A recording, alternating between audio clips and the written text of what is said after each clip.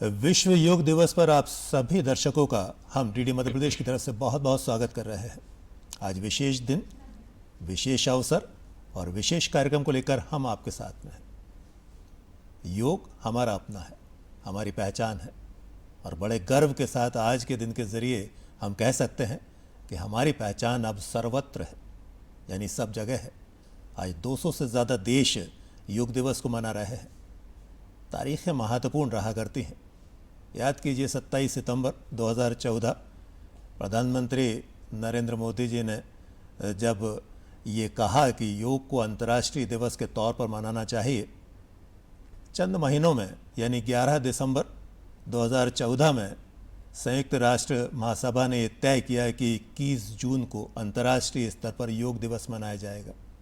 ये तारीखें ख़ास हैं और इस ख़ास तारीख को कुछ ख़ास करने की जवाबदारी हम सब की बनती है। योग क्या है, क्यों महत्वपूर्ण है, क्यों भारत योग के ज़रिए अपनी पहचान सर्वत्र बिखेर रहा है, ये सब आज महत्वपूर्ण है, ये हम जानेंगे। और इसे आप सब तक पहुंचाने के लिए हमारे पास विशेष रूप से मौजूद हैं एक ऐसे व्यक्तित्व जिन्होंने अपना सारा जीवन योग को समर्पित किया है। वे योग गुरु हैं, वे टेक्निकल ऑफिशियल हैं।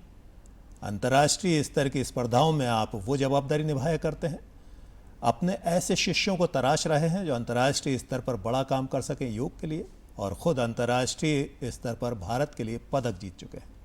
बहुत देर नहीं करता हूँ, आपका तारुफ कराता हूँ, परिचय कराता हूँ योग गुरु विजय शंकर त्रिपाठी से। विजय जी, कार्यक्रम में बहुत बहुत स्वागत है आपका। धन्यवाद सर। विश्व योग दिवस 21 जून, ये तारीख क्या कहती है? थोड़ा सा आपके मन में सबसे पहली प्रतिक्रिया क्या आती है 21 जून को लेकर? 21 जून को विश्व योग दिवस मनाने का एक भारतीय संस्कृति के हिसाब से भी कारण है।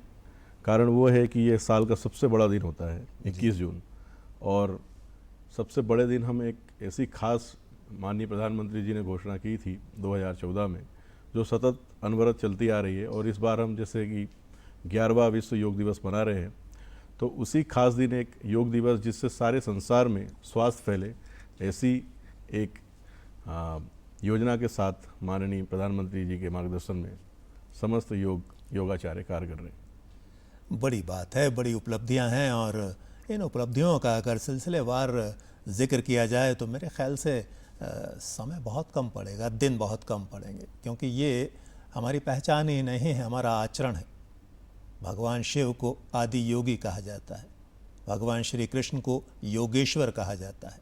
5000 वर्ष से ज़्यादा का इतिहास है अगर माना जाए तो योग हमारी रग रग में बसा है। अब तो सिर्फ चलन बढ़ चला है, लेकिन इसकी कहानी बहुत पुरानी है। और प्रधानमंत्री आदरणीय नरेंद्र मोदी जी ने तो जो किया है वो अभूतपूर्व है ही। उन्हीं की मंशा के अनुरूप सब आगे बढ़ता गया है। आज ये दिन समूचे विश्व में मनाया जा रहा है। आज संयुक्त राष्ट्र सभा में भी इसका आयोजन हो रहा है। अपने आप में ये कहना अतिशयोक्ति बिल्कुल नहीं होगी कि अब हम सर्वत्र हैं। भारत विश्व गुरु तो है ही, योग गुरु भी है, ये कहना बिल्कुल उचित होगा। चलिए थोड़ा सा और आगे बढ़ते हैं।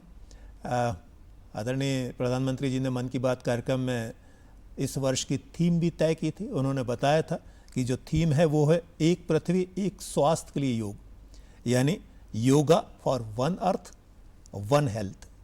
ये थीम है इस वर्ष की। इसको किस तरीके से देखते हैं? इस थीम का जो उद्देश्य है कि योग को सिर्फ भारत तक सीमित न रखा जाए, इसको पूरे विश्व के लोग करें, और जो स्वास्थ्य लाभ भारत के लोग ले सकते हैं, जो स्वास्थ्य लाभ हमारी प्राचीन संस्कृति से हम लगातार करते आ रहे हैं, क्यों ना हम उसे विश्व पटल तक ले जाएं, ताकि संसार का हर एक व्यक्ति स्वस्थ रह सके। क्योंकि एक पृथ्वी है, तो उसी नज़रिए से हम संसार के सभी लोगों को एक नज़रिए से देखते हुए सबके स्वास्थ्य की कामना के लिए योग का अभ्यास करने का। योग अपने आप में एक ऐसी चीज़ है, जितनी जानकारी मुझे है, मैं तो बाहर देखकर इन चीज़ों को महसूस करता हूँ। आप योग को संचालित करते हैं, योग को सिखाते हैं, योग को आपने जिया है, जहाँ अभी बाकी सब की जो शामिलात है वो कम है। मन और तन के सबसे खूबसूरत मिलाप और संतुलन का सबसे खूबसूरत स्वरूप है, ऐसा मेरा मानना है। और ये शब्द कहीं ना कहीं से मैंने पढ़े हैं या समझे हैं। योग को आप किस तरीके से देखते हैं? जीवन के लिए कितना महत्वपूर्ण है? हालांकि ये अब तो जग व्याप्त है, लेकिन फिर भी हमारे कार्यक्रम के ज़रिए हजारों दर्शक ये देखेंगे और आपकी बात सुनेंगे। योग मानवीय जीवन के लिए कितना महत्वपूर्ण है और कैसे? बहुत महत्वपूर्ण विषय उठाया है आपने। जैसा आपने कहा कि मानवीय उद्देश्य के लिए किस प्रकार ये आवश्यक है, तो जैसा आज के वर्तमान परिदृश्य में देखने को मिलता है कि सामान्यतः कौन सी ऐसी समस्याएं हैं जो सबसे अधिक देखने में आती हैं। हाँ। हम ये नहीं कहते कि योग को उस तरह से किया जाए कि सबका जो इसका परम लक्ष्य है समाधि, उस तरह से नहीं, पर एक मानसिक और शारीरिक स्वास्थ्य लाभ लेने के लिए योग का अभ्यास बहुत जरूरी है। आप किसी भी कार्य क्षेत्र में हैं, यदि आप मानसिक रूप से स्वस्थ हैं, शारीरिक रूप से स्वस्थ हैं, तो आपका कार्य निश्चित रूप से सबसे बेहतर निकल कर आएगा। तो हम उस परिदृश्य में कहते हैं कि योग का अभ्यास आज के समय में किया जाना अत्यंत आवश्यक है। ये अब धीरे धीरे परिपाटी बनता जा रहा है। आदरणीय प्रधानमंत्री जी का ही ये आग्रह है, ये कोशिश है, ये प्रयास है कि अब राष्ट्रीय खेलों में योग को शामिल किया गया है। अंतर्राष्ट्रीय स्तर के अभी कुछ दिन पहले ही अप्रैल में एशियन योगा चैंपियनशिप भारत में ही आयोजित हुई, दिल्ली में। खेलों में योग का जुड़ना ये अपने आप में कितना महत्वपूर्ण हो गया है, क्योंकि खेल तो जीवन को और खूबसूरत बना दिया करते हैं। तो योग का खेल से जुड़ना कुछ और बढ़ावा मिलेगा योग को। ये एक अभूतपूर्व कदम है जो हमारी भारत सरकार के द्वारा उठाया जा रहा है। जब तक कोई भी एक विधा है, जब तक उसको खेल से नहीं जुड़ती है, जब तक वह हमारे नए जो जनरेशन है वहाँ तक नहीं पहुँचती है। इसको खेल से जोड़ने का कारण ये हुआ है कि जो हमारे छोटे बच्चे हैं जो दूसरे खेलों में जाते थे, योग के खेल की सबसे बड़ी खासियत ये है कि इसमें बहुत ज़्यादा आपको खर्चा नहीं लगता है। आप एक मैट लीजिए, अभ्यास शुरू कीजिए और अच्छा अभ्यास करके आप, जैसा कि योग आज के समय में एशियन गेम्स तक पहुंच चुका है, तो आप वहां तक जाइए और अपना नाम रोशन कीजिए। तो योग के खेल की खासियत यही है कि हम बहुत ही कम सीमित साधनों में अपना अभ्यास शुरू करें और यंग जनरेशन तक पहुँचे, क्योंकि हमारे माननीय प्रधानमंत्री का उद्देश्य है कि एक समय ऐसा आए कि ओलंपिक्स में शामिल हो और हमारे ओलंपिक्स की मेडल टैली बढ़े, और सबसे ज़्यादा बढ़े तो सबसे ज़्यादा मेडल्स हमारे योगासन खेल से आए। 2036 भारत में ओलंपिक आयोजित करने का इरादा है और प्रधानमंत्री ने ये सोचा है तो होना भी है, और वहाँ पर ओलंपिक खेलों में योग शामिल होगा, ये विश्वास है। एशियाई खेलों में इस बार योग को डेमोन्स्ट्रेटिव गेम के रूप में, यानी मेडल गेम नहीं है वो, लेकिन शो गेम के तौर पर उसे इस बार शामिल किया जा रहा है। जी। आपने एक बात और कही कि बच्चे इससे जुड़े हैं। दिमाग में एक प्रश्न बहुत जल्दी से आया, कौन सी उम्र में बच्चे को योग शुरू कर देना चाहिए? क्योंकि योगासन भी अपने आप में इतना आसान है नहीं, तो बच्चे को कब ज्वाइन करना चाहिए कि इस उम्र में ये लाभकारी होगा या बच्चे को बढ़िया भविष्य देगा? जैसा कि हमारे योग के ग्रंथ भी कहते हैं, योग की किताबों में भी है और साथ ही साइंटिफिकली प्रूवन है कि 8 साल के बाद हम योग का अभ्यास शुरू कर सकते हैं। तो 8 साल से ऊपर का कोई भी बच्चा है वो योग का अभ्यास प्रारंभ कर सकता है। शुरुआत में हम बहुत ही बेसिक लेवल के आसनों से प्रारंभ करते हैं, क्योंकि उस समय सारी शरीर का विकास इस तरह नहीं हुआ होता है कि हम बहुत ही ज़्यादा एडवांस पहुँचे। जैसे जैसे हमारी क्षमताएं बढ़ती जाती हैं, हम देखते हैं कि किस तरह से बच्चे जो हैं उनकी क्षमताएं बढ़ रही हैं, वैसे वैसे योगा का एडवांसमेंट बढ़ता जाता है। अच्छा, अभी जिस तरीके से भारत में योग का चलन बढ़ा है, उससे आप कितने प्रभावित हैं? योग गुरु के तहत, टेक्निकल ऑफिशियल के तहत जिस तरह का आपने अभी तक प्रचार प्रसार देखा है, कितना सेटिस्फेक्शन है? हम सही दिशा में, सही जगह पर? दिशा में निश्चित रूप से हम सही दिशा में हैं। बस एक चीज़ और प्रयास कर रहे हैं कि इसे ग्राम स्तर तक ले जा रहा है, क्योंकि अभी अधिकतर ये देखने में आ रहा है कि जो भी योगासन खेल हों या योग का सामान्यता अभ्यास करने वाले लोग हों, वो मेट्रो सिटीज़ में ज़्यादा हैं। छोटे शहर में अभी भी योग को उस दृष्टि से देखा जाता है कि जैसे ये कोई साधना है या कुछ इस तरह की चीज़ें हैं। ये एक्चुअल में जिस तरह से आप मेडिसिन लेते हैं उसी तरह का एक अल्टरनेटिव मेडिसिन है ये। तो अगर उस तरीके से हम इसका प्रचार प्रसार करें तो हम ग्राम स्तर तक, एक एक व्यक्ति तक पहुंच सकते हैं। नेचुरोथेरेपी, ये अपने आप में एक ऐसा वर्ड है जिसको हर व्यक्ति समझना चाहता है, अपनाना चाहता है। योग इसका सबसे खूबसूरत अंग बन सकता है, ये सच्चाई है। और जो आपने बताया कि किस तरीके से ग्रामीण क्षेत्र में इसको आगे बढ़ना चाहिए, अगर वो हो जाता है तो कायाकल्प हो जाएगी, क्योंकि जीवन को सबसे बेहतर स्वरूप या स्वास्थ्य को सबसे बेहतर स्वरूप देने का काम योग कर सकता है। ये वास्तव में सच्चाई है। एक बात दर्शकों, हम आपसे ज़रूर साझा करेंगे, हम कोशिश करेंगे कुछ वो आसन आप तक पहुंचाने की, प्रदर्शित करने की, जिसके ज़रिए आप समझ सकें कि योग आसान भी है और आवश्यक भी है।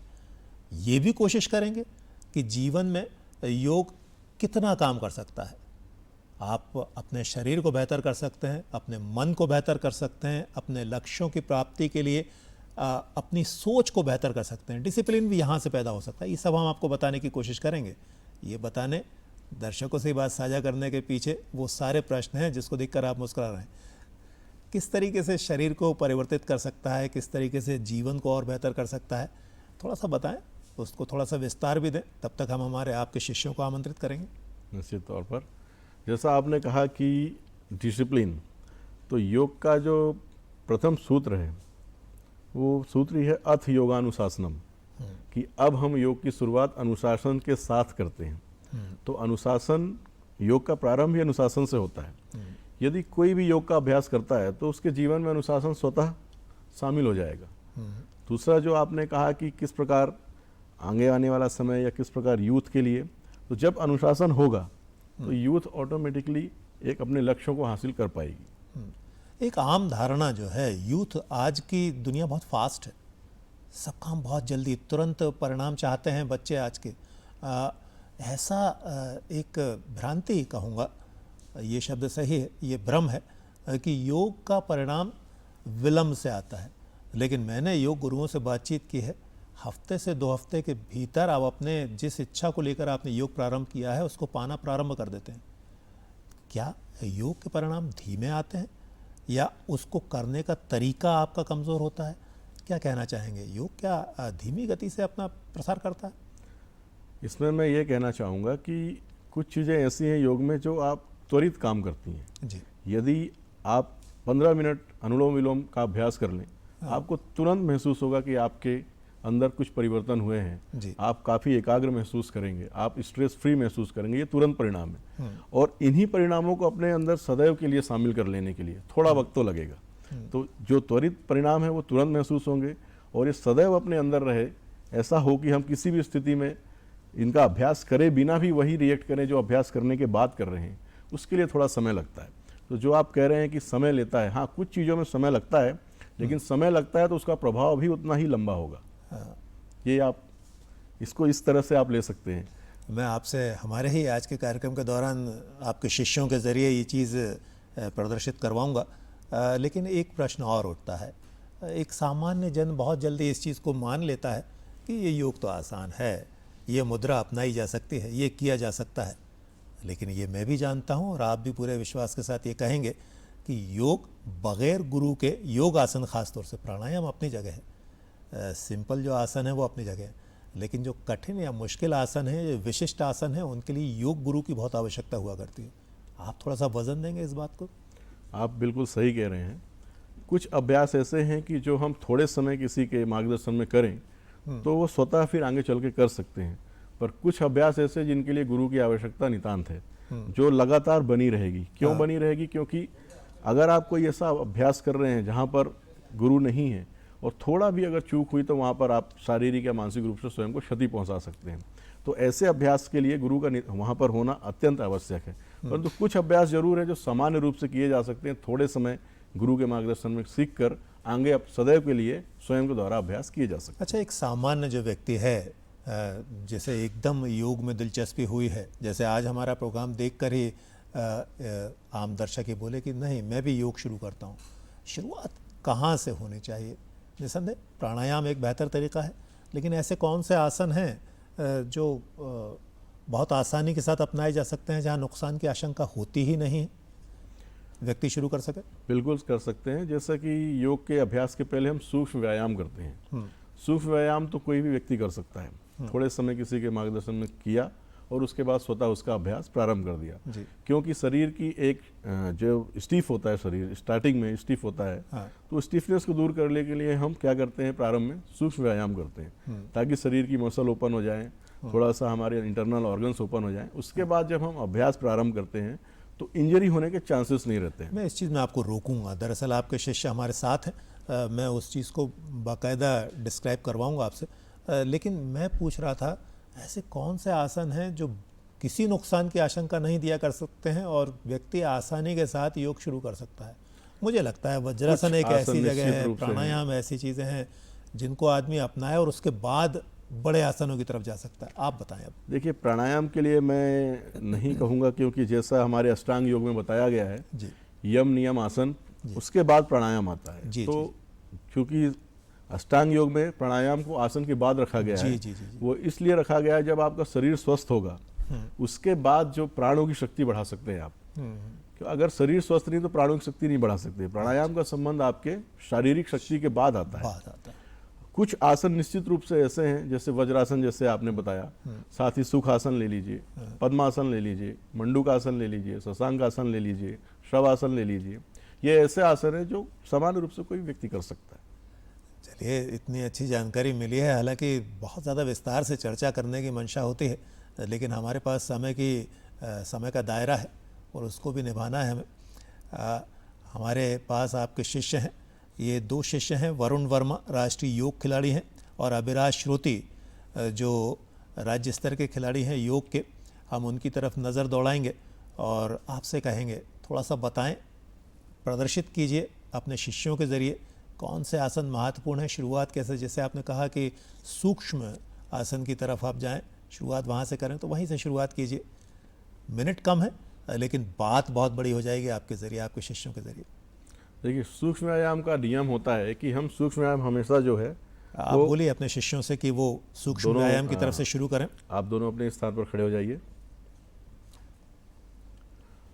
सूक्ष्म व्यायाम हम अधिकांशतः प्रारंभ करते हैं वो बॉटम टू टॉप करते हैं जी, पैरों से सर की तरफ। तो सबसे पहले आप पैर ऊपर नीचे कीजिए, एंकल्स चलाइए। दूसरे पैर का,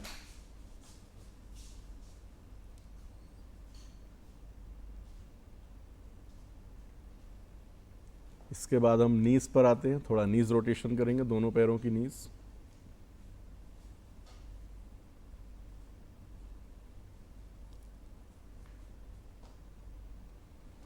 इसके बाद हम कमर पर आएंगे, कमर को रोटेट करेंगे। मतलब एक तरीके का वार्म अप हो रहा है ये, आपको योग मुद्राओं तक जाने से पहले अपने शरीर को किसी नुकसान की आशंका से बचाने के लिए। जी। अब इसके बाद साइड बाय साइड थोड़ा सा बेंडिंग करेंगे, एक बार राइट एक बार लेफ्ट।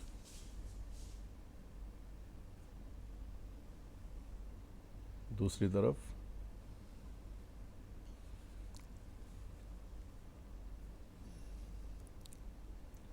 हमारे दर्शकों को एक बात ज़रूर बता दूं, हमारे आपके इन शिष्यों के बारे में। वरुण वर्मा जो हैं वो लंबे कद के हैं, राष्ट्रीय योग खिलाड़ी हैं, राष्ट्रीय स्तर पर आपने मेडल जीते हैं। अभिराज श्रुति महज 11 वर्ष के खिलाड़ी हैं, राज्य स्तर पर इन्होंने बड़ी उपलब्धियां हासिल की हैं और विजय जी के कहे अनुसार देश में योग का बड़ा भविष्य है अभिराज। इसके बाद दोनों हाथ सामने करके एक बार राइट और लेफ्ट में ट्विस्ट कीजिए।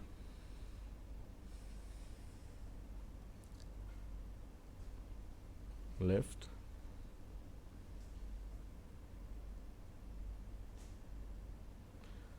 वापस आने के बाद कंध संचालन कीजिए, दोनों हाथ शोल्डर पर रखकर।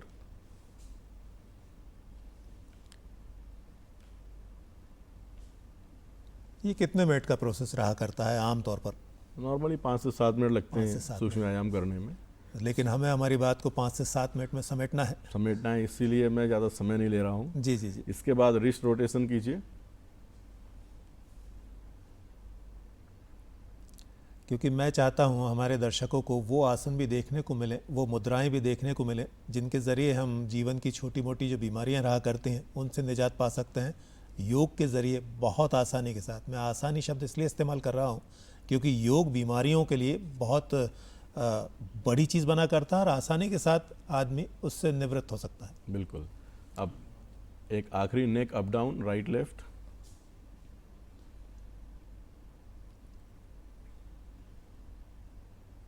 राइट लेफ्ट में कीजिए, एक बार राइट टर्न एक बार लेफ्ट टर्न। इसमें मैं बताना चाहूँगा, कई सारे जगह पर आप देखेंगे कि सूक्ष्म व्यायाम के दौरान कई लोग नेक को पूरा रोटेट भी करवाते हैं। हाँ। नेक रोटेशन एक एज तक तो फिर भी ठीक है, उसके बाद नहीं करना चाहिए क्योंकि उसके कई लोगों को चक्कर आ जाते हैं। हाँ। वैसा करने से तो सिर्फ अप डाउन, राइट लेफ्ट और साइडवेज। चक्कर आने के अलावा भी कोई नुकसान हो सकता है? नहीं, उसके अलावा और कोई नुकसान नहीं है। लंबे समय तक रोटेशन करने से वर्टिगो की समस्या जरूर उत्पन्न हो सकती है। जी, थोड़ा बहुत किया जा सकता है। बिल्कुल, ठीक है। अब मैं ये चाहूँगा, हमारा सूक्ष्म हाँ, व्यायाम जी, जी, कंप्लीट बताएं, हो गया। सूक्ष्म। अब मैं चाहूँगा ऐसे आसन, जैसे आजकल की जो चलन में जो बीमारियां हैं, क्योंकि इंसान बहुत जल्दी उन चीज़ों से जुड़ता है जिनसे पीड़ित रहा करता है, उनसे निजात मिल सकती है।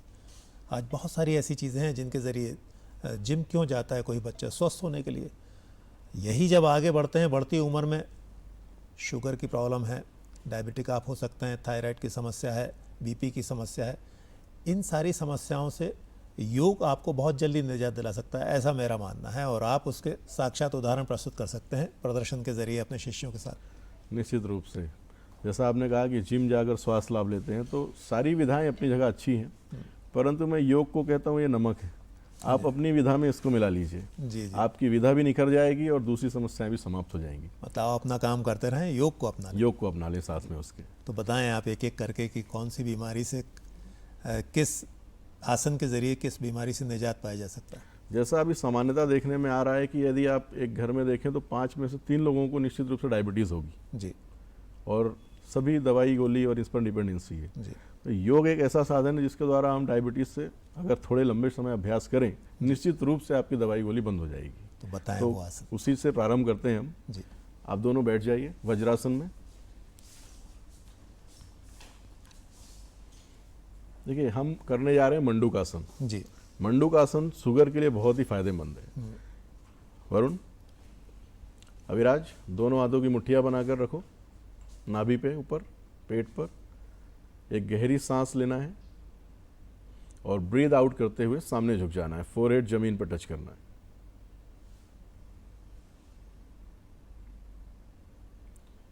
ये देखिए कितना इजीली ये लोग इस पोजीशन तक पहुंच गए हैं। चूंकि ये प्रतिदिन अभ्यास करते हैं, जी, परंतु कई बार होगा कि जिनका पेट बाहर है ऐसा, तो वो इस पोजीशन तक नहीं पहुंचेंगे, लेकिन जहां तक भी झुक सकते हैं वहां तक झुकेंगे, वहीं से लाभ प्रारंभ हो जाएगा।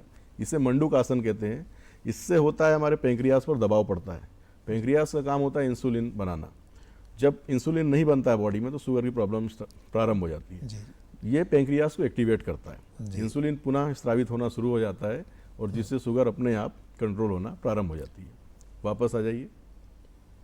धीरे धीरे सांस को छोड़कर आपको आगे की तरफ झुकना है जी। और मस्तक को ज़मीन पर टच कराना है। ये एक जो सीखा हुआ प्रशिक्षक है, प्रशिक्षण जिसने प्राप्त किया हुआ है, वो ये कर सकता है। लेकिन आप शुरुआत करके थोड़ा भी आगे झुकते हैं तो वो काम करना प्रारंभ कर देगा। आपकी बात को दोहरा इसलिए रहा हूँ कि हमारे दर्शकों के मन में कोई भी कहीं कोई प्रश्न हो, जिज्ञासा हो, उसका समाधान हो। बताइए आप। कई लोग इस पोजीशन में बैठ भी नहीं पाएंगे जिस तरह ये वज्रासन में बैठे वज्रासन, हैं। जी। तो यदि वो लोग इस तरह से नहीं बैठ सकते तो अच्छा, सामान्य पेट पर- पालथी लगाकर। पेट पर दबाव पड़ने से पेट के भीतर कोई नुकसान होने की आशंका होती है क्या? कुछ बीमारियों में निश्चित रूप से होती है, इसीलिए कहते हैं कि ये योग प्रशिक्षक का होना सामने आवश्यक है। परंतु यदि पेट में अल्सर है हाँ तो इस आसन को नहीं करते हैं, क्योंकि वो हो सकता है उस पर दबाव पड़े। जी, बाकी सामान्यतः आप इसके अलावा किसी भी उसमें कर सकते हैं, ऐसी कोई आशंका ऐसी नहीं कोई समस्या नहीं। है। तब भी आप एक प्रशिक्षक के जरिए इस चीज़ को करें तो और करें ज़्यादा तो वो बहुत फायदेमंद, लाभ उसका बढ़ जाता है। बेहतर। बहुत अच्छी बात है। कोई और चीज़ बताएं दूसरा आप। आसन करेंगे हम वक्रासन। दोनों पैर सीधे कीजिए। इसको हम शुगर के लिए रामबाण आसन कहते जी जी हैं, जो अभी ये करने जा रहे हैं। जी, एक पैर मोड़ना है, क्रॉस करना है, हाथ पीछे, स्पाइन के ठीक पीछे, नेक पीछे। ये शुगर के लिए बहुत ही लाभकारी आसन है। कितनी देर तक होल्ड करना रहता है इसको? सामान्यतः हम शुरुआत में 15 सेकेंड होल्डिंग से प्रारंभ करते हैं। जैसे जैसे क्षमता बढ़ती जाए हम इसे 20 सेकेंड, 25 सेकेंड, 30 सेकेंड, जी 40-50 सेकेंड तक भी ले जा सकते हैं। जी। ये आसन दोनों तरफ किया जाता है, एक बार राइट से और एक बार ऐसे ही लेफ्ट से। इसको वक्रासन बोलते हैं। वक्रासन। और अब दर्शकों कुछ ऐसे आसनों के बारे में और जानते हैं जिनसे हमारा जीवन बेहतर और हो सकता है। आपके पाले में गेंद है, बिल्कुल। बताएं आप ऐसे कौन से खास आसन हैं? कुछ आसनों की श्रृंखला प्रारंभ करते हैं जो सामान्यतः जो बीमारियां हैं उन सभी पर कार्य करती हैं। जी तो पहला आसन जैसा आपने देखा मंडूकासन हम कर ही चुके हैं। अब हम करते हैं भुजंगासन। दोनों पेट के बल लेट जाइए,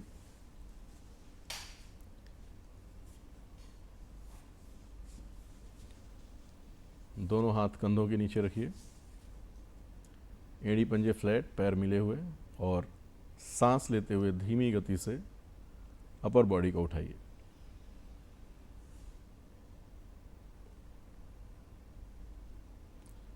ये भुजंगासन है। ये ब्लड प्रेशर के लिए बहुत ही फ़ायदेमंद है। जिन लोगों को हार्ट डिसीज़ है, क्योंकि आर्टरीज जब हमारी स्टिफ होना शुरू हो जाती है तो ब्लड सर्कुलेशन स्लो होता है। इससे क्या होता है, हमारा हार्ट अपनी जगह से थोड़ा सा उठता है, आर्टरीज पर स्ट्रेच आता है, उसकी वजह से हार्ट डिसीज़ के लिए भी बहुत फ़ायदेमंद है ये आसन। साथ ही शुगर में भी बहुत ही ज़्यादा फ़ायदेमंद करता है ये आसन है, और स्पाइन के लिए स्पेशली बहुत ज़्यादा फ़ायदेमंद है ये आसन। जो आप आजकल समस्याएं देख रहे हैं, स्लिप डिस्क हो गए या और भी स्पाइन से रिलेटेड, उन सब में ये आसन बहुत ही उपयोगी है। वापस आ जाइए।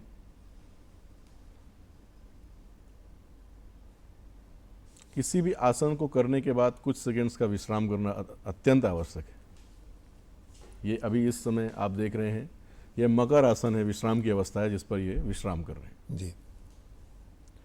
इसके बाद पीठ के बल लेट जाइए और पवन मुक्त आसन का अभ्यास कीजिए।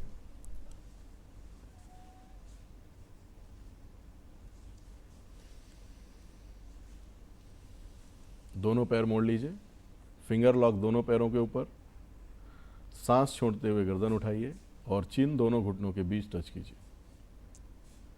जैसा कि इस आसन के नाम से स्पष्ट हो रहा है कि इस आसन का नाम है पवन मुक्त आसन।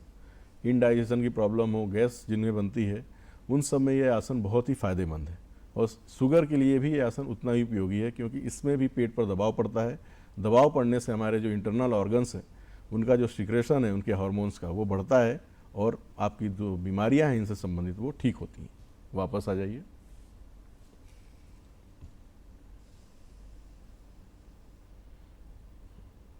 अब ये विश्राम की अवस्था, इस अवस्था को शवासन की अवस्था कहते हैं सामान्यतः, जिस अवस्था में ये विश्राम कर रहे हैं।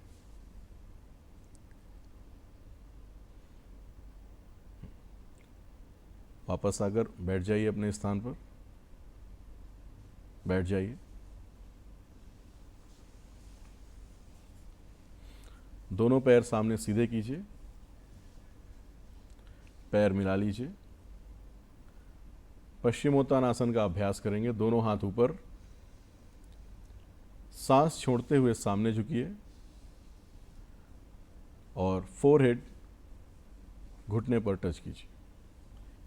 यह आसन की एक्चुअल पोजीशन है। कई लोग ऐसे होंगे जो इस पोजीशन तक नहीं पहुंच पाएंगे, वो जहां तक भी कर सकते हैं इस आसन को, वहां तक करें और वहीं पर रुक जाएं। इस आसन में कुछ सावधानियां भी रखनी है। जिन्हें स्पाइन से रिलेटेड कोई इशू है, जैसे स्लिप डिस्क हो गई, तो उस अवस्था में इन आसनों को अवॉइड करना है। स्पेशली इस आसन को, कुल मिलाकर सामने झुकने वाली कोई भी आसन उस अवस्था में नहीं करना है। ये आसन आपके ओवरऑल पूरी बैक ऑफ द बॉडी के जितनी भी मसल है सबको स्ट्रेच कर देता है ये आसन। इससे आपके जो पैरों के दर्द हैं, स्पाइन में कहीं पर भी थोड़ा सा स्टिफनेस है, उन सब में बहुत लाभ है। और शुगर के लिए ये आसन भी बहुत ही फायदेमंद है। वापस आ जाइए।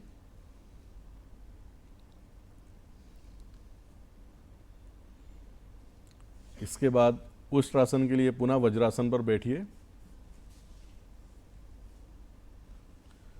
घुटनों पर खड़े हो जाइए, दोनों हाथ सामने, एक हाथ घुमाते हुए पहले एक एड़ी को पकड़िए, दूसरा हाथ घुमाते हुए दूसरी एड़ी, गर्दन धीरे से पीछे ढीली छोड़ दीजिए। इस आसन को उष्ट्रासन कहते हैं। उष्ट्र मतलब ऊंट, तो ऊंट के समान ये, जैसे आप देख रहे हैं चेस्ट की पोजीशन, कुबड़ निकला हुआ। यह आसन भी शुगर में बहुत फायदेमंद है। ब्लड प्रेशर में भी यह आसन बहुत ही ज़्यादा फायदेमंद है। साथ ही स्पाइन के जितनी भी समस्याएं उनमें, और जिनको शोल्डर फ्रोजन होने लगता है, शोल्डर की स्टिफनेस, उसके लिए आसन स्पेशली फायदेमंद है। और थायराइड के लिए ये आसन रामबाण का काम करता है। जी जी। वापस आ जाइए। इसका एक वर्जन हम और दिखाना चाहेंगे। कई लोग इतना नहीं झुक सकते हैं। वरुण, दोनों हाथ कमर पे रखें और पीछे झुक जाइए। जो लोग एड़ी नहीं पकड़ सकते अपनी, वो इस आसन को इस तरीके से भी कर सकते हैं। वापस आ जाइए, बैठ जाइए, सामने झुक जाना है। आसन करने के बाद ये जो आप देख रहे हैं, ये अपने आप में एक आसन है जी। इस आसन को हम शशांक आसन कहते हैं। शशांक मतलब है खरगोश, तो खरगोश के समान आगे झुक जाना। यह आसन, जैसा आपने कहा कि बच्चों की स्मरण शक्ति उसके लिए बहुत ही ज़्यादा फायदेमंद है। इस कितना सरल आसन दिख रहा है आपको, जी। और सामान्यतः कोई भी बच्चा इस आसन को कर सकता है। तो यह आसन बच्चों की स्मरण शक्ति के लिए बहुत ही ज़बरदस्त फायदेमंद है। जी। इस आसन को करने से स्मरण शक्ति तो बढ़ेगी, साथ में जो बच्चों का एंगर इशू होता है, बच्चों को क्रोध जल्दी आता है, चिड़चिड़ापन होता है, उन सब में यह आसन बहुत फायदा करता है। वापस आ जाइए। अब ये हो गए हमारे कुछ आसन। अब हम थोड़ा प्राणायाम की तरफ चलते हैं। कुछ ऐसे प्राणायाम भी हैं जो सामान्य रूप से किए जा सकते हैं। जी। तो पालथी लगाकर बैठ जाइए सुखासन पे। देखिए, इसे सुखासन क्यों कहते हैं? क्योंकि ये ऐसी अवस्था है कि इस अवस्था में सभी को आराम महसूस होता है, इसलिए इसको सुखासन की अवस्था कहते हैं। सबसे पहले हम करते हैं, जैसा योग में कहा गया है, कि नाड़ियों की शुद्धि करना। हमारे शरीर में लगभग 72,864 नाड़ियाँ हैं। उन सभी नाड़ियों की शुद्धि सिर्फ एक, इसको शुद्धि क्रिया है, एक्चुअल में प्राणायाम नहीं है, ये शुद्धि क्रिया है। और इस शुद्धि क्रिया से आपके सब नाड़ियाँ शुद्ध हो जाती हैं। जी। तो थोड़ा अनुलोम विलोम का अभ्यास करके दिखाइए। अविराज, राइट नोस्ट्रल बंद करना, लेफ्ट से डीप ब्रीथ लेना है, थोड़ी देर रोक कर रखना है अपनी क्षमता अनुसार, और उसके बाद दूसरी तरफ से छोड़ देना है। अब जिधर से सांस छोड़ी है वहीं से वापस लीजिए। इसको सामान्य रूप से बोलचाल की भाषा में अनुलोम विलोम कहा जाता है। जी। अनुलोम मतलब लेना, विलोम मतलब उसका उल्टा क्रिया करना। तो उल्टा क्रिया कैसे? जहां से सांस छोड़ी है वहीं से इन्होंने वापस ली है, तो अनुलोम का विलोम कर देना।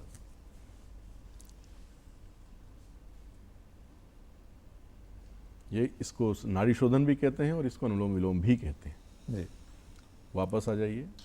यह प्राणायाम किसी भी उम्र का व्यक्ति, एकमात्र ऐसा ये शुद्धि क्रिया है जो खाना खाने के तुरंत बाद भी की जा सकती है। जी। जी। यदि कहते हैं ना कि खाना खाने के बाद कौन सी ऐसी चीज़ें जो की जा सकती है, ये शुद्धि क्रिया आप कर सकते हैं खाना खाने के तुरंत बाद भी। इससे कोई समस्या नहीं, इससे लगभग शरीर की सभी नाड़ियों की शुद्धि हो जाती है। और जब नाड़ियों की शुद्धि हो जाती है तो जितने रोग होते हैं, रोग विकार, वो अपने आप दूर होने लगते हैं। जी। इसके बाद हम अगले प्राणायाम की तरफ चलते हैं। मैं अगले प्राणायाम में 2 प्राणायाम बताना चाहूँगा जो ऋतुओं के अनुसार परिवर्तित होते हैं। जी। जैसे अभी बारिश का मौसम आ गया है, अब इस समय हम ऐसा कोई भी प्राणायाम नहीं करेंगे जिससे शरीर में शीतलता बढ़े, क्योंकि ऑलरेडी हमारे पर्यावरण में शीतलता अब खुलती जा रही है। जी। तो इस समय जो हम प्राणायाम करेंगे उससे कहते हैं सूर्य भेदन प्राणायाम। क्योंकि हमारा जो राइट नोस्ट्रल होता है वह सूर्य नाड़ी कहते हैं उसे। तो सूर्य नाड़ी को जो है हमें एक्टिवेट करना है ताकि हमारा शरीर अंदर से गर्म रहे। तो हम सूर्य भेदन प्राणायाम का अभ्यास करते हैं। लेफ्ट नोस्ट्रल बंद कीजिए। लेफ्ट नोस्ट्रल बंद करने के बाद राइट से डीप ब्रीद इन करना है। थोड़े समय रोकिए इसको क्षमता अनुसार।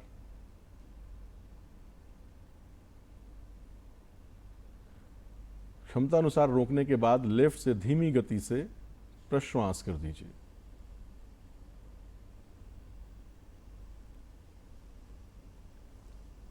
अब पुनः लेफ्ट को बंद करना है और राइट से पुनः श्वास लेना है।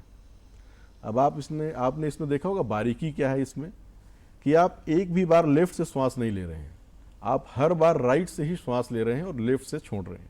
क्योंकि राइट हमारी सूर्य नाड़ी है, सूर्य नाड़ी से श्वसन क्रिया करना है और चंद्र नाड़ी से प्रश्वसन क्रिया करना है। इससे हम सूर्य भेदन प्राणायाम करते हैं। इससे हमारा शरीर गर्म रहता है अंदर से। वापस आ जाइए। इस प्राणायाम का फायदा ये है कि यदि शरीर में कहीं पर ऐसा आलस्य बढ़ रहा है, तो सूर्य नाड़ी को जब हम एक्टिवेट करते हैं तो हमारी ये सब चीज़ें दूर होती हैं। अब साथ ही इस आसन का एक फ़ायदा ये है कि सूर्य नाड़ी जब एक्टिवेट होती है तो आपके डाइजेशन भी एक्टिवेट होता है। क्योंकि ऐसा कहते हैं कि हमारे शरीर में खाना खाने के बाद जठर अग्नि प्रदीप्त होती है, और जठर अग्नि यदि सुस्त पड़ गई तो खाना उतना पचेगा नहीं। तो सूर्य नाड़ी जब एक्टिव होती है तो हमारा जो डाइजेशन है वो बहुत ही अच्छा होता है। इसी को हम, जैसे गर्मी का समय चल रहा है, तो हम करते हैं चंद्र भेदन प्राणायाम। तो चंद्र भेदन प्राणायाम ठीक इसका उल्टा किया जाता है। अब आपको राइट नोस्ट्रल बंद करना है। राइट नोस्ट्रल बंद कीजिए। लेफ्ट से डीप ब्रीथ लीजिए। थोड़ी देर क्षमता अनुसार रोकिए और अब राइट से ब्रीथ आउट कर दीजिए।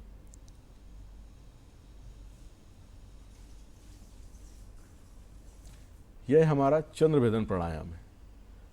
विशेष रूप से गर्मी के समय में जब बहुत ज़्यादा गर्मी महसूस हो रही हो, या इस प्राणायाम की एक खासियत ये भी है, यदि आपको कहीं प्यास लगी और आप ऐसी जगह पर नहीं है जहाँ पर पानी सुलभता से उपलब्ध हो जाए पीने के लिए, तो इस आसन का अभ्यास यदि आप करते हैं, इस प्राणायाम का अभ्यास, तो आप थोड़े समय तक प्यास पानी की कमी को पूरा कर सकते हैं, क्योंकि ये शीतलता देता है। अंदर से आप थोड़े समय के लिए उस बाधा से दूर हो जाएंगे। बड़ी अच्छी चीज़ें आपसे जानने को मिली हैं। वापस लगता तो यह है कि हमें और बहुत सारी क्रियाएं जानना चाहिए, लेकिन समय की सीमा है। बहुत जल्दी से हमारे तमाम दर्शकों के लिए इन शिष्यों के ज़रिए आपने जो प्रदर्शित किया, अब वो संदेश दीजिए। लेकिन एक प्रश्न है, एक प्रश्न ये है कि ये जो प्रक्रिया है, जैसे अनुलोम विलोम है या जो आपकी नाड़ी शुद्धिकरण की सूर्य वाली हो या चंद्र वाली हो, ये कितने समय तक कर सकते हैं? सामान्यतः आप प्रारंभ कीजिए 5 मिनट से। हाँ। और क्योंकि ये सिर्फ प्राणायाम आपकी बैठने की स्थिति पर भी निर्भर करता है, आप कितने समय तक इस पोजीशन पर बैठ सकते हैं। सामान्यतः कोई भी व्यक्ति शुरुआत में यदि इस तरह बैठता है तो 5 मिनट 10 मिनट से ज़्यादा नहीं बैठ सकता है। और मैक्सिमम कितना जा सकता है? इसकी कोई सीमा नहीं है, जितनी देर आप करना चाहें कर सकते हैं। मतलब आधा घंटा, 1 घंटा? बिल्कुल, जितना लाभ आपको चाहिए उतना इसकी समय बढ़ाते जाइए। चलिए, अब बहुत जल्दी से, चूँकि आज दिन विशेष है, आपके लिए तो सेलिब्रेशन वाला दिन है, बल्कि हम सब के लिए सेलिब्रेशन वाला दिन है, तो कैसे योग से जुड़ा जाए? क्या मैसेज, क्या संदेश, क्या अपील रहेगी हमारे दर्शकों से आपकी? योग से जुड़ने के लिए आपको प्रयास नहीं करना पड़ेगा। योग ऐसी चीज़ है जो स्वतः उससे जुड़ा जाता है। जैसा कि गीता में कहा गया है कि योग करने और करवाने दोनों का सौभाग्य मिलता है। तो सौभाग्य है तो आप स्वतः योग से जुड़ जाएंगे। और जैसा आपने कहा कि यह क्यों ना हर व्यक्ति तक पहुँचे, बहुत सामान्य सी बात है। जैसा आजकल समय चल रहा है कि हर जगह आप देख रहे हैं कि योग के प्रति लोगों में जागरूकता फैल रही है। तो उन्हीं किसी भी एक सेंटर पर आसपास के या किसी विद्वान प्रशिक्षक से आप मिलें, उसका अभ्यास प्रारंभ करें, और जब आपको ऐसा लगता है कि इसमें अभ्यास में पारंगत हो चुका हूँ, तो उसको दूसरों को भी सिखाएं। इस तरह से ये क्रिया सबके बीच फैलती जाएगी। और ये फैलना चाहिए, निश्चित रूप से फैलना आज के दिन का लक्ष्य ये है। हमारे कार्यक्रम ने भी कहीं ना कहीं ये लक्ष्य तय किया है कि आपको योग से जुड़ें, हम योग के लिए कुछ विशेष प्रयास करें। हमारा प्रयास कैसा रहा ये हमें ज़रूर बताइएगा। हम बहुत सारा आभार व्यक्त करते हैं विजय शंकर त्रिपाठी जी आपका, हमारे साथ स्टूडियो में आप इस दिन में शामिल हुए, ये हमारे लिए सौभाग्य की बात है। और हम आभार व्यक्त करेंगे हमारे दोनों शिष्यों का भी। आपके दोनों शिष्य वरुण वर्मा और अभिराज श्रुति, इन दोनों ने भी अपनी कला का ही प्रदर्शन नहीं किया, बल्कि तमाम सारे बच्चों को भी प्रभावित किया होगा। आप सबका बहुत बहुत आभार। ये था विश्व योग दिवस पर हमारा विशेष कार्यक्रम। कैसा लगा ये कार्यक्रम? आपकी प्रतिक्रियाओं का हमें इंतज़ार रहेगा। लेकिन अभी आपसे इजाज़त चाहेंगे। अगले कार्यक्रम में, अगले किसी विशेष प्रोग्राम में हम आपसे फिर मिलेंगे। तब तक के लिए आज्ञा दीजिए। नमस्कार।